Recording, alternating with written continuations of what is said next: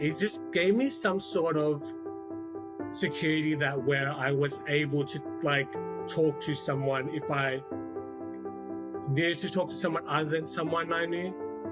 Welcome to Holding On to Hope, a series that shares the stories of everyday Australians that have experienced moments in crisis and found a path to support.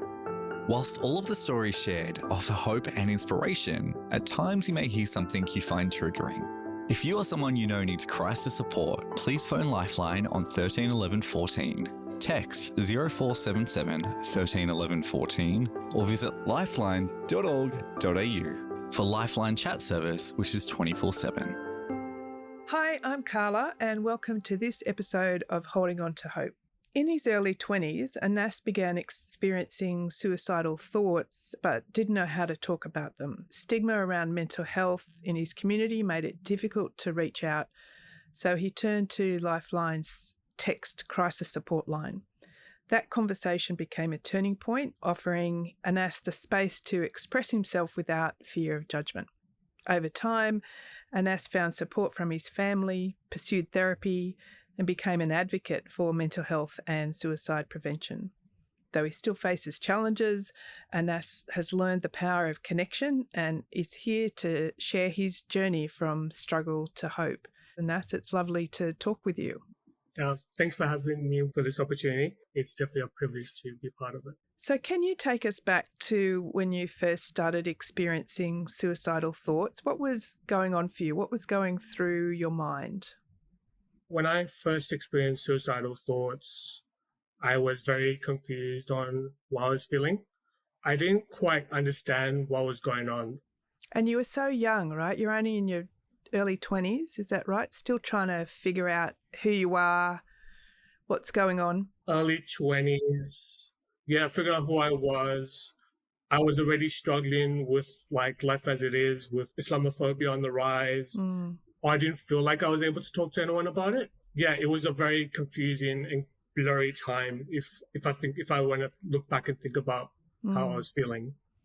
And you mentioned you felt like you couldn't talk to anyone about it. What do you think was the concern for you there about opening up and telling others how you were feeling, what was going on?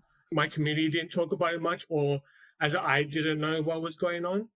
So I didn't know how to word it. I feel like even till this day, I struggle to word it. I don't know if it's the stigma attached or what, but I struggle to tell someone, hey, I'm feeling like this. Even though I feel like I've gained a great support circle who appreciate me for who I am and who are there for me when I'm the lowest, I still feel like I struggle to talk about it or to mention it because you probably don't want to be a burden for them. Feeling that you're going to put people out or make it uncomfortable for other people? I think that's the way, make it uncomfortable for people, even though, I know it's fine to just say it. If people really care about you, they would understand or they'll sit by you no matter what. But I think having that stigma attached, I think that also plays a factor. Would you be able to say a little bit more about what stigma looks like for a young man in a Muslim community who's experiencing mental health struggles? So when I reached out to my friends for the first time, they literally pushed me aside and they were just saying that my faith was low, I just should pray more and pretty much man up and get over it.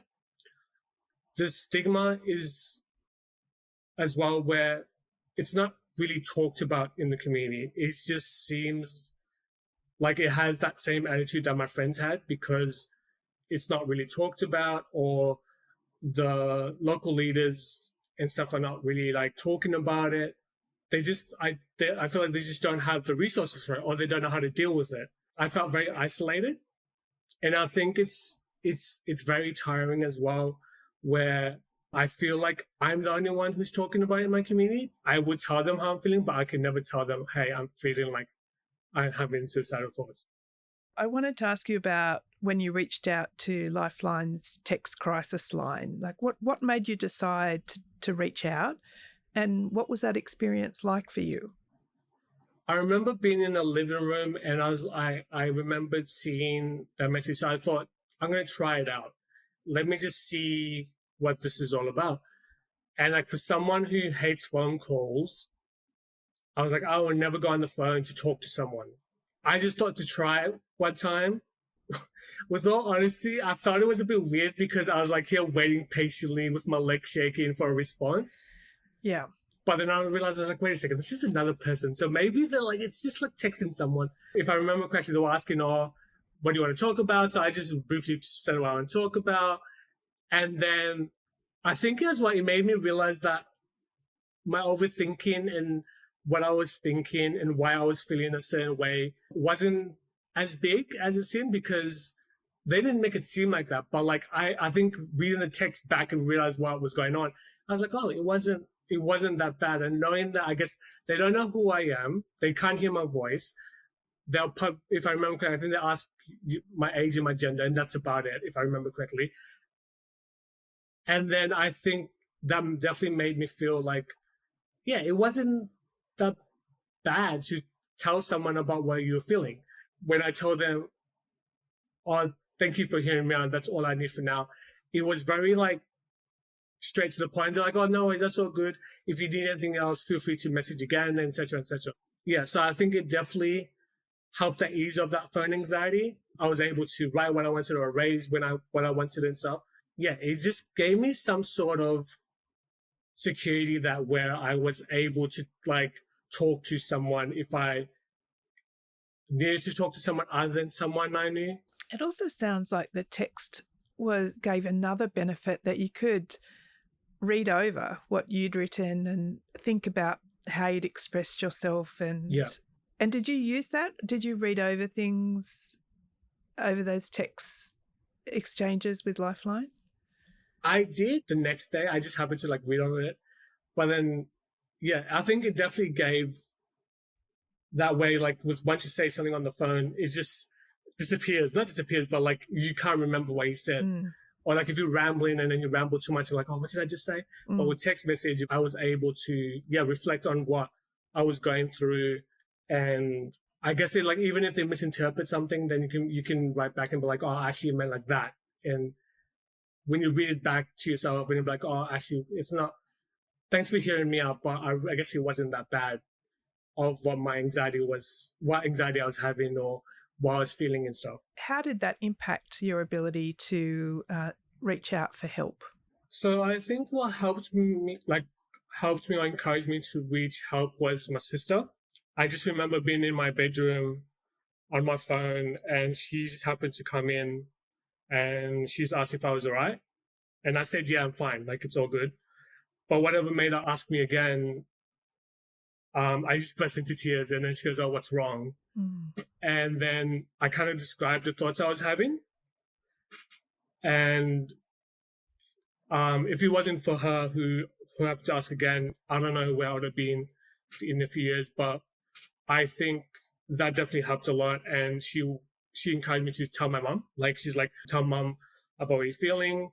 Mom will be supportive and then hopefully you can get help with it. I think it was the next day I told my mom, I was like, oh, Mom, I'm not feeling well. I think we should go see the GP and go from there. We hope you're enjoying this episode. Lifeline's new support toolkit makes it easier to care for family, friends, and loved ones, and look after yourself along the way. Visit us at toolkit.lifeline.org.au. Now, back to the episode. And your own experience with mental health has another layer to it too. You're recently diagnosed with ADHD and started medication. How's that shaped your mental health journey? Finding out that I had ADHD, and it kind of made sense all along, because I always felt, and I remember telling my mom this, that I felt my thinking process was different or the way I see the world was different, but I didn't understand how or why. And like even with school, I remember like literally deliberately tearing up paper and crumbling up and walk to the bin and then come back like every like 5 minutes. Or imagine the clock falling on the teacher's head or not being able to do schoolwork or homework. It's definitely been a struggle on like finding what I want to do and like finding ways to, like strongly focus on certain things that I want to focus on. I worry like if I want to like apply for a course or something, would I be able to sit down and actually pay attention to it? Now I know why my brain is like this, but what can I do about it? And I think that's definitely one of my struggles being diagnosed. I think it's important, though, to tell that story, your story of both the experience of suicidal thoughts and the ADHD diagnosis, because lots of people are struggling with or living with multiple things in their lives, and telling your story that it just doesn't end here, that there are other things that we're going to have to face in life and find ways through. Online friendships and gaming and making those connections. How have those connections helped you? They've definitely been really supportive, and they've been really like one of my number one supporters. I haven't like told them everything that I've experienced, but like I've told them enough to know me, and it makes me feel like I can be myself with them, and like I don't have to mask. I feel like I have to mask with certain people. Yeah, it's definitely been a journey, especially for someone who lost a lot of friends throughout the years.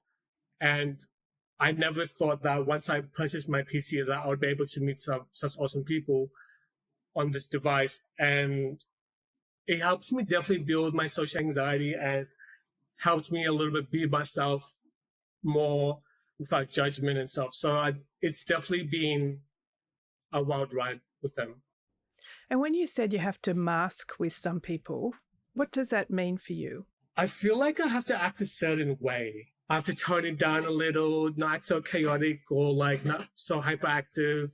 Can't just like be quiet or like have like quiet moments or like dead space. Like I just have to be a certain way. Like I have to be, I think like, yeah, more extroverted, but I'm like, I know I'm not extroverted. I may seem like I enjoy the networking or I'm like enjoy the socializing, but like deep inside, I'm like sweating. My forehead's like full on sweating, or I'm like, oh my God, thinking in my head, get out of here. But I'm just like, oh yeah, cool. But I'm just like, oh, I'm here doing the performance. I'm all cool, but really on the inside, I'm awkward as heck. Yeah, that's what masking for me is just acting like I have it all together when I definitely don't. And how is your experience with therapy? Has that given you any tools? That's when I started to discover like what was really going on. I think that's also where I discovered my passion for mental health and advocating or like wanting to advocate for people, especially like men in my community, so they don't have to go through that stigma that I went through. And the stigma still remains there? Is that how you feel? I definitely still feel like the stigma remains. And I think the only difference now that I feel like how I was a few years ago was that I've met people who care about me or like who are willing to support me through my journey, and I found ways to cope with it. I think, yeah, we still got a very long way on like educating the community members or educating the local leaders. What do you want to say to those people who might be feeling isolated or struggling with their mental health? I think remember that you're not alone. There is people out there who would care to listen to you and who care about you. And you're definitely not alone. I know I struggle with that still every now and then with like my own thoughts and stuff, but I think I've come a long way to realize that there's people out there who definitely care about you and know that you're not like, I'm not alone in feeling this way and my feelings are valid. There's always someone out there who's willing to help and listen to you. And the theme of this podcast is holding on to hope. What are you looking forward to in the future? Hopefully to at least change one person's mindset about mental health and hopefully get someone to seek help through hearing my story. Thanks so much for sharing your story. I work on the digital Healthline, and reaching out, telling your story is a big act of bravery. It takes courage to reach out and tell your story. And I just want to thank you for that courage today and your openness and frankness in talking about the ongoing journey for you, the twists that have come up for you, and how you see hope in the future. Thank you for that and for your advocacy work. Thank you for having me. Thanks for listening to Holding On to Hope, the podcast. Lifeline is grateful to all Holding On to Hope participants for choosing to share their personal lived experiences openly and courageously in order to offer hope and inspiration to others. Your act of kindness makes for a better world. And remember, you can call Lifeline at any time on 13 11 14.